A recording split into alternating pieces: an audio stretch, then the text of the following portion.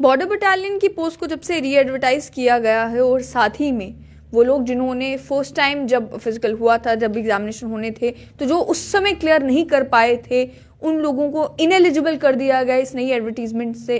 तब से जो बॉर्डर बटालियन के एस्पिरेंट्स हैं वो सड़कों पर भी उतरे, उन्होंने प्रदर्शन भी किए, उन्होंने ट्विटर के माध्यम से, फेसबुक के माध्यम से, मीडिया के माध्यम से बार बार सरकार से ये गुहार लगाई कि ये जो धोखा उन्हें दिया जा रहा है ये धोखा उन्हें ना दिया जाए। लेकिन उसके बावजूद भी ऐसा लगता है कि सरकार इनकी सुनवाई कर नहीं रही। ये बॉर्डर बटालियन के एस्पिरेंट मेरे साथ हैं, इन्हीं से जानते हैं कि क्या कारण है कि कोई भी इनकी बात सुनने को राजी नहीं है। तो मुझे बताएं कि अब तो री एडवर्टीजमेंट आ चुकी है, किन किन लोगों को आपने अप्रोच किया ताकि ये जो री एडवर्टीजमेंट आई है, ये जो आप कह रहे हैं धोखा आपके साथ हुआ है, ये ना हो? फर्स्ट ऑफ ऑल तो थैंक यू मैम, आप हमें कवर अप करने के लिए। तो मैम आपने भी पहले भी हमने आपके चैनल थ्रू ये सब कुछ डिस्कस कर चुके हैं। तो मैम ये री एडवर्टीजमेंट का जो नोटिस आया मैम, तो मैम ये बिल्कुल इन्होंने हमारे साथ धोखा किया। तो मैंने आपके चैनल के माध्यम से बताना चाहता हूँ कि हमने पहले भी अभी 2-3 दिन हो चुके हैं, 15 जैन को हमने एक प्रोटेस्ट रखा था। तो काफ़ी बच्चे, काफ़ी स्ट्रेंथ हमारी आई थी प्रोटेस्ट के रिलेटेड, और सके तो लड़कियाँ भी आई थी।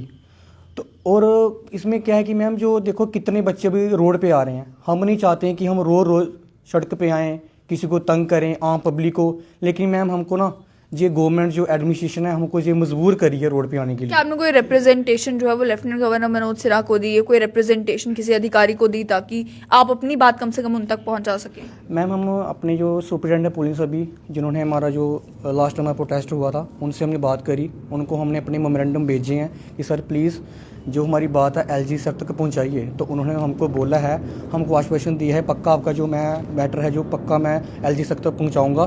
तो प्लीज़ आप हमें कोऑपरेट करते रहिए और रोज़ सड़कों पे मत आइए। लेकिन मैम देखिए इतना इनजस्टिस हमारे साथ हो रहा है, जिस चीज़ की हमने कोई होप नहीं थी कि हमारे साथ भी ऐसा हो सकता था। हम रिटर्न एग्ज़ाम की तैयारी कर रहे थे, लेकिन इन्होंने हमारे साथ इतना बड़ा धोखा करके ना बहुत गलत किया। लेकिन हम मैम बहुत इनके खिलाफ हैं। हम आपके चैनल के माध्यम से एलजी सर से गुहार करते हैं कि एलजी सर आपके जो आला अधिकारी हैं जिन्होंने ये सोच के ये नोटिफिकेशन आउट किया है, तो प्लीज़ आप इसे वापस ले लीजिए, नहीं तो फिर आने वाले दिनों में आप देख लीजिएगा फिर से हम नहीं चाहते कि रोज़ हम रोड पे आए। तो आज हमने, आपको लगता है जैसे सब इंस्पेक्टर्स के साथ हुआ था कि वो भी एज रिलैक्सेशन मांगते रहे, प्रोटेस्ट करते रहे, अलग अलग पॉलिटिकल पार्टीज के दफ्तरों में भी गए, उसके बाद जाकर एज रिलैक्सेशन मिली तो उतनी नहीं मिली जितनी वो डिमांड कर रहे थे, तो फिर उन्हें कैट का दरवाजा खटखटाना पड़ा। तो आपको लग रहा है आपको भी आज आकर जो है वो कैट के पास ही जाना पड़ेगा ये एडवर्टाइजमेंट को चैलेंज करने के लिए? बिल्कुल मैम, अभी तो हमको ऐसा ही लगा कि हम कैट को अप्रोच करेंगे। लेकिन मैम देखिए कि हम इनसे कोई एज रिलैक्सेशन नहीं मांग रहे हैं, ना कोई प्रोसेस ना कुछ। इन्होंने ये री एडवर्टाइजमेंट करके दिखा दिया है कि जो बच्चे अभी घर पे बैठे हैं 2006 के बच्चे जिनकी डेट ऑफ बर्थ है वो भी इधर फॉर्म के लिए अप्लाई करेंगे। तो मैम ऑलरेडी देख ली कितना कंपटीशन है। इतना कंपटीशन होने के बाद जब ये बच्चे इंक्लूड हो गए तो देखो ये दरअसल ये एडमिनिस्ट्रेशन जो सरकार है हमें नौकरी नहीं देना चाहती, एक किस्म से हमको बेवकूफ़ बनाई जा रही है। 3 साल तो हमको चलो हो गया बेवकूफ़ बनाते हुए, जो अभी घर पे बच्चे बैठे हैं उनको भी ये बेवकूफ़ बना रहे हैं। लेकिन उन्हें इस चीज़ का पता नहीं है, वो बच्चे खुश हो रहे हैं कि देखो हमारे लिए सरकार ने रिक्रूटमेंट निकाली है। लेकिन उन बच्चों को ये बिल्कुल भी पता ही नहीं है कि हमारे साथ तो धोखा 3 साल से ये गवर्नमेंट करती आई है, तो आपके साथ भी हो रहा है। तो मैं आज आपको लगता है कि जैसे आप 2 साल से इंतजार कर रहे थे कि भाई हमारा एग्जाम होगा, रिटर्न एग्जाम होगा, कोविड का कह के आपको टालते गए कि भाई अभी एग्जाम हो नहीं सकता, तो अब री एडवर्टीजमेंट आ गई, तो नए बच्चे री एडवर्टीजमेंट में अप्लाई करेंगे, फिर ये क्या पता एक और एडवर्टीजमेंट निकाल दे? बिल्कुल मैम, देखिए ना कोविड चलो था, अभी भी हम मानते हैं, लेकिन मैम कोविड पीछे जब गया ना काफ़ी एग्जाम हुए, JKSSB ने एग्जाम कराए, JK PSC जो केस का वो प्री होता वो हुआ, बाकी SSC के एग्जाम हुए हैं। बाकी मैम देखिए ये एक नोटिस है अगस्त में निकाला था इन्होंने, कि जहाँ पे लिखा रहना, इन्होंने 9 अगस्त को निकाला है। इन्होंने टेंटेटिवली एक लिखा था कि हम आपका ना अगस्त महीने में एग्ज़ाम कराएंगे। लेकिन बाद में ऐसा क्या हुआ मैम कि हमारा जो एग्ज़ाम इतना पेंडिंग में चला गया, जो भी इनकी PRC प्लस डोमिसल को लेकर कोई डिस्पैच बना हुआ है, आज भी बना हुआ है। लेकिन मैम हम चाहते हैं कि मानना कि आपके डोमिसल वाले बच्चे हैं वो भी इंक्लूड हुए हैं, हम PRC वाले हैं वो भी हुए हैं, तो आप 700-800 जितने भी बंदे हैं ये डोमिसल वाले आप इकट्ठा हमारे रिटर्न लो ना। लेकिन मैम ये री एडवर्टीजमेंट करके मैम जी तो दरअसल सब कुछ गलत लग रहा है, लेकिन मैम हम तो लास्ट यही हमारा दरवाज़ा हम कैट का खटखटाने वाले हैं। हम अब बताना चाहते हैं। ये मैं नोटिफिकेशन भी जो है वो दिखा दूं कि पुलिस हेडक्वार्टर श्रीनगर की नोटिफिकेशन है, जिसमें बताया गया कि सिलेबस क्या है और उसके अलावा एक रिटन एग्जामिनेशन की टेंटेटिव डेट, जिसे बता रहे हैं कि टेंटेटिव डेट इसमें मेंशन की गई है। तो मैम ये देखिए, एक इन्होंने री एडवर्टीजमेंट करके ना एक सबसे बड़ी ये चीज़ दिखा दी है, रिजर्वेशन। तो मैम देखिए, रिजर्वेशन इस नोटिफिकेशन जो 2019 निकली हुआ है, इसमें एक भी लफ्ज़ भी नहीं है उसका रिजर्वेशन का। तो लेकिन मैम आज हमने ना अंत में काफ़ी जगह हम गए, लीडर्स वगैरह के पास गए, नेताओं के मिले, लेकिन हमको किसी ने नहीं हमारी क्या जवाब मिलता है वहाँ से? बोलते थे कि हम इस पे विचार करेंगे, हम एलजी सर से बात पहुंचाएंगे, आप थोड़ा वेट करो। मैम वेट करते करते 3 साल हो गया। तो आज हमने एकजुट पार्टी का हाथ पकड़ा है, तो वो हमको पूरा यकीन हो रहा है, लग रहा है कि हमारा ये पार्टी पक्का साथ देगी। तो अब देखते हैं आने वाले दिनों में अब क्या हो सकता है। अब एकजुट जम्मू के युवा लीडर अजय सैनी भी मेरे साथ हैं, इनसे भी जानते हैं कि अब एकजुट जम्मू किस तरीके से इन बॉर्डर बटालियन के एस्पिरेंट्स का साथ देगी। तो मुझे बताएं कि आप किस तरीके की सपोर्ट जो है वो प्रोवाइड करेंगे ताकि इन बॉर्डर बटालियन के जो बच्चे जो कह रहे हैं इनके साथ धोखा हुआ है, इस धोखे को किसी तरीके से रोका जा सके। देखिए, इनको तो हर एक तरह की सपोर्ट चाहिए। क्या इन्हें मैन पावर चाहिए, क्या इन्हें एक डायरेक्शन चाहिए, क्या इन्हें लीगली सपोर्ट चाहिए, क्या इन्हें लीगली सपोर्ट चाहिए। हम हर तरह की सपोर्ट इन्हें देंगे कि जिससे इनका हमारे कहने का मतलब ये है कि इन लोगों को सक्सेस मिलनी चाहिए, इन लोगों के इनके हक की जॉब्स मिलनी चाहिए। उसके लिए जो हमसे बन पड़ेगा हम करेंगे। पहले तो आप देख लीजिए कि जो इनकी जो नोटिफिकेशन है 2018 में जो हमारे राजनाथ जी आए थे, उन्होंने अनाउंसमेंट की कि हम आप लोगों को, जो बॉर्डर के लोग हैं उन लोगों को नौकरी देंगे। आपको पता है कि बॉर्डर में कितनी ज़्यादा दिक्कतें होती हैं, लोगों को बॉम्ब्स जो मतलब फायरिंग वगैरह होती है, इससे कितनी ज़्यादा दिक्कतें उठानी पड़ती हैं। तो बच्चे बड़ी मुश्किल में वहाँ पढ़ पाते हैं और जॉब्स पा पाते हैं। तो इन्होंने जो बॉर्डर बटालियन का नाम बनाया है, उसकी जो अनाउंसमेंट के साथ 2019 में इनकी नोटिफिकेशन निकलती है। 2 साल निकल जाए 2021 तक इनके फिजिकल होने में। हम मानते हैं कि बीच में इनका जो कोरोना का एक इशू रहा, उस चीज़ को मानते हैं, पर फिर भी इनको डिले किया गया। यहाँ डिले का मतलब है इनजस्टिस।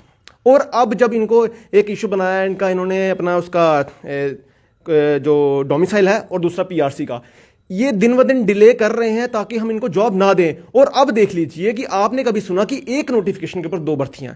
हमेशा एक नोटिफिकेशन के ऊपर एक भर्ती होती है, उसके बाद दूसरी नोटिफिकेशन निकलेगी, दूसरी भर्तियां होंगी।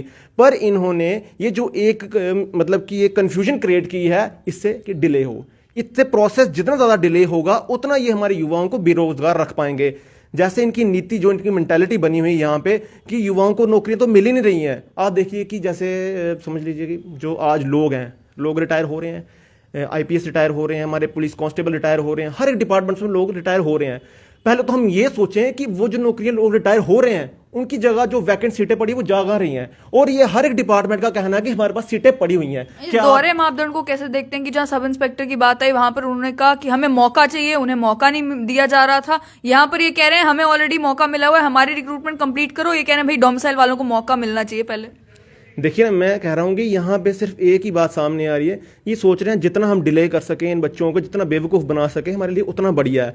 क्योंकि आप देखिए, इतना बड़ा अगर हमारा एक संविधान है, हमारे इतने बड़े बड़े ऑफिसर्स अगर सेक्रेटरीट में बैठे हुए हैं, क्या उनके पास इतनी नॉलेज नहीं है कि वो एक डोमिसाइल और पीआरसी में फ़र्क करके उन बच्चों को डिस्टिंग्विश करके उन लोगों को आगे रिकॉर्ड सेंड कर सकें? एलजी साहब ने इसका पूरा 1 साल लिया। आप इससे क्या सिद्ध करना चाहते हैं कि जो सेक्रेटरी में बैठे हुए लोग हैं, क्या उनमें इतना सा अकल नहीं है कि वो इस चीज़ प्रोसेस को जल्दी बाहर निकाल सकें? उसमें इन्होंने डिले किया। क्यों? इनकी मंशा क्या थी कि बच्चों को नौकरियां नहीं देनी है। और मैं आपको एक चीज़ बता दूं, आप इसमें देख रहे हैं कि रिजर्वेशन की बात आई है। जो पहले इनकी नोटिफिकेशन थी उसमें रिजर्वेशन की बात नहीं थी। उसमें सिंपली ये था कि जो बॉर्डर के लोग हैं उनके लिए 2700 पोस्टें हैं, 1370 जम्मू के लिए, 1350 जम्मू के लिए, 1350 कश्मीर के लिए। अब इन्होंने एक बीच में और एक चीज़ डाल दी है जिससे बच्चों में कन्फ्यूजन बन गई है, रिजर्वेशन। और आप देख लीजिए, इन बच्चों के बाद उसमें एनसीसी लिखा है, अपना SC ST पहाड़ी। इन बच्चों के पास भी कई बच्चे हैं जिनके पास एनसीसी का सर्टिफिकेट पड़ा हुआ है, मगर आप ये लगा नहीं सकते। क्यों? इनके जो डॉक्यूमेंट्स हैं वो सबमिट हो चुके हैं। इनके डॉक्यूमेंट सबमिट हुए 2019-20 के, और अब जो नए बच्चे आएंगे उनके डॉक्यूमेंट सबमिट होंगे। इट मींस उन बच्चों को आज उन डॉक्यूमेंट्स का फायदा मिलेगा, इन बच्चों को नहीं मिलेगा। और साथ साथ आज जो बच्चे वो आए हैं, वो बच्चे अभी किताबों से टच में हैं, वो पेपर देंगे। ये बच्चे किताबें छोड़ चुके हैं। ये कि बच्चे फिजिकल होने के बाद किताबें छोड़ चुके हैं, इनमें और उनमें बहुत डिफरेंस है। सामने ये चीज दिख रही है कि वो बच्चे इन लोगों को कवर कर देंगे, इन बच्चों की नौकरियां वो खा जाएंगे।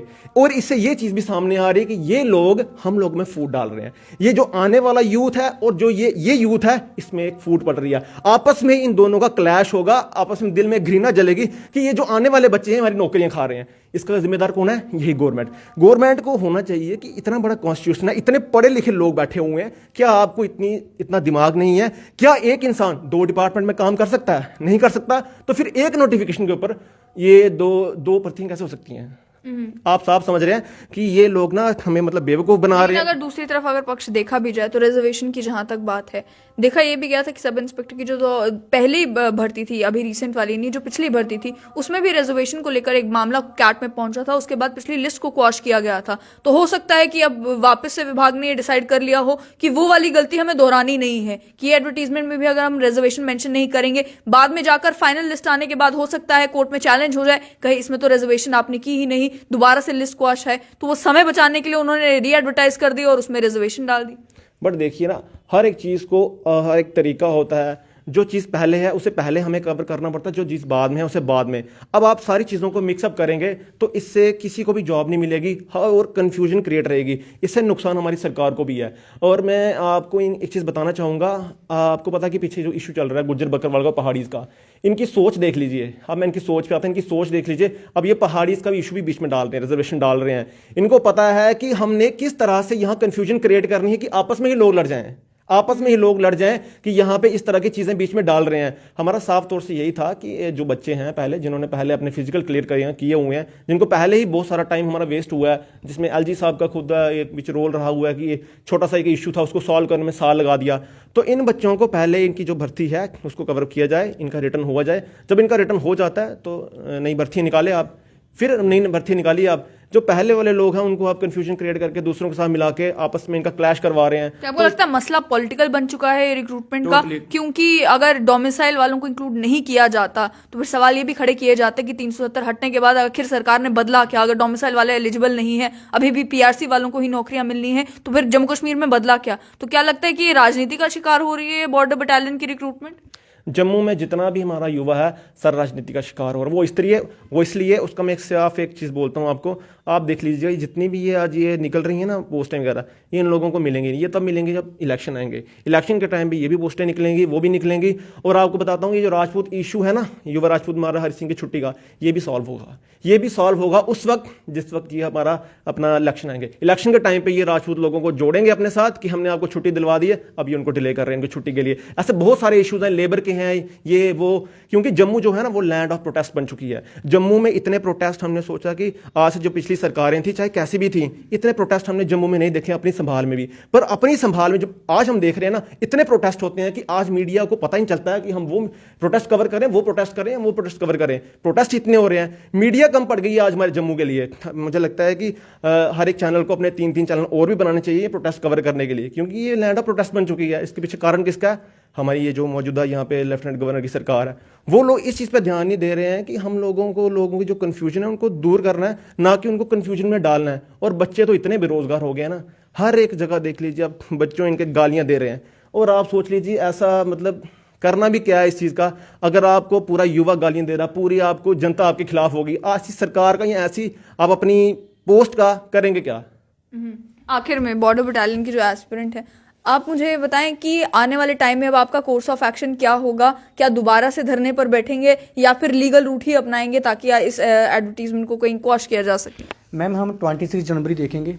अगर तो हमारा कुछ एडमिनिस्ट्रेशन की तरफ से कोई डिसीजन नहीं आता, देन हम फिर से एक बड़ा प्लान सोच रहे हैं। तो इस बार हमने जो 15 जैन को किया था ना, वो तो कुछ नहीं था, वो तो नॉर्मली था। नियरली 15 to 16,000 हमारे जो कैंडिडेट हैं वो सिलेक्टेड हैं, जिन्होंने अभी रिटर्न एग्जाम देना है। तो अब वो जब आपने वहाँ पे देख लिया वो कितने थे, ज़्यादा नहीं बोलते, 200 to 250 थे।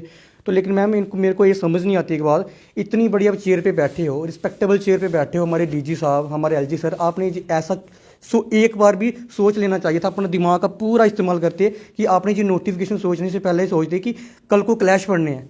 बिल्कुल ये गलत है। कल को जब रोड पे सड़क पे जब बच्चे आएंगे तो आप क्या करोगे तब? मुझे बताएं कि आज जो लेफ्टिनेंट गवर्नर की एडमिनिस्ट्रेशन है वो तो ऐसा कह रही है कि हम तो बहुत ट्रांसपेरेंट है, बड़े अप्रोचेबल हैं, आप ग्रीवियंस पोर्टल में आप डालेंगे अपनी ग्रीवियंस तो फौरन सुनी जाएगी, आप जो है आवाम की आवाज में हमारे साथ बात करेंगे तो हम डायरेक्टली आपके साथ बात करेंगे। ये कोई भी रास्ता जो है वो आपके लिए नहीं था? मैम इनको पूछा जाए कि कितने ग्रीवियंस डालोगे तो आपका रिप्लाई हमें दोगे? इनको मैं पूछना चाहता हूँ। हम एक थोड़ी डाला है, खूब 15-16 हज़ार हमारे कैंडिडेट फिट है, सभी ने डाला है, और कितनी ग्रीवियंस डालने की जो हमको रिप्लाई देते हैं। तो मैम इनको मैं पूछना चाहता हूँ, प्लीज़ जो नोटिस निकाला है आपने सर, हम आपसे आज जोड़ के विनती करते हैं जी ले लो वापस, नहीं तो बहुत बड़ा कुछ होने वाला है। चलो कैड तो अप्रोच जो भी कोर्ट है वो देखेंगे हम, लेकिन एक हफ्ते का हम टाइम देंगे, ज़्यादा नहीं बोलते, 26 जनवरी तक अगर हमारा नोटिस नहीं आता तो ये फिर देख लेंगे उसके बाद क्या होने वाला है। तो आपने साफ तौर पर सुन लिया कि एक तरफ बॉर्डर बटालियन के एस्पिरेंट्स है और दूसरी तरफ एकजुट जम्मू ने भी समर्थन दिया है इन बॉर्डर बटालियन के एस्पिरेंट्स का। इनका ये कहना है कि इस इशू को पॉलिटिसाइज किया जा रहा है और इलेक्शन तक वेट किया जाएगा इन सभी इश्यूज को सॉल्व करने के लिए। लेकिन वहीं बॉर्डर बटालियन के एस्पिरेंट्स का ये कहना है कि हमारे साथ इनजस्टिस हुआ है और हमने जितनी कोशिशें की लेफ्टिनेंट गवर्नर के प्रशासन को अप्रोच करने की, अलग अलग अधिकारियों को अप्रोच करने की, वो सारी कोशिशें अभी तक असफल रही हैं। और आने वाले समय में 26 जनवरी जब हो जाता है उसके बाद हो सकता है एक बड़ा हंगामा जम्मू में देखने को मिले इसी भर्ती को लेकर।